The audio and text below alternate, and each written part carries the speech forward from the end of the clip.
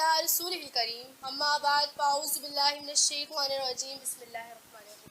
हम गज़नवी हम बदशिकन तुम और हो हम और है, हम गज़नवी हम बदशिकन तुम और हो हम और है, ऐ सौमनात ऐ बरहमन तुम और हो हम और है।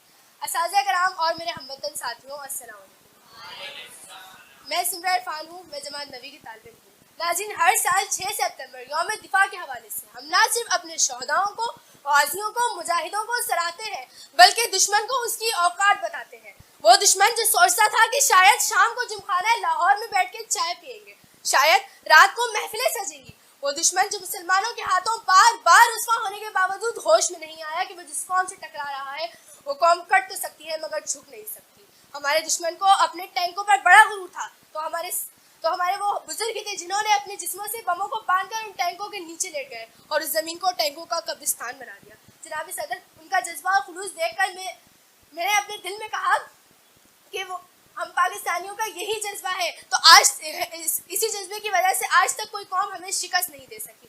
जनाब सदर, वो दुश्मन जिसे अपने फिजाई तैयारों पर बड़ा गुरूर था, तो हमारे सिर्फ एक कैप्टन एमएम आलम ने चंद लम्हात में फिजाई तैयारों को नेस्तो नाबूद करते हुए दुश्मन के 14 तबक रोशन कर दिए, क्योंकि दुश्मन शायद भूल गया था कि उसने किस कौम को ललकारा है, वो कौम जिसका हर एक फर्द सिपाही है।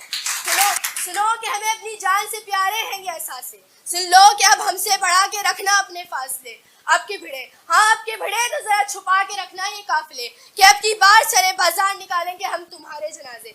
अरे तुम्हारी तो नींदें उड़ा दी है मेरी कौम के नौनिहालों ने, तुम्हारी बस्तियों की बस्तियां जला दी। मैं अपनी तकरीर का इख्तिताम इस शेर पे करना चाहूंगी। हम जुनूने गर्दिश के रुख को मोड़ देते हैं, हम जुनूने गर्दिश के रुख को मोड़ देते हैं, हम वो हैं जो जुल्म के पंजों को तोड़ देते हैं।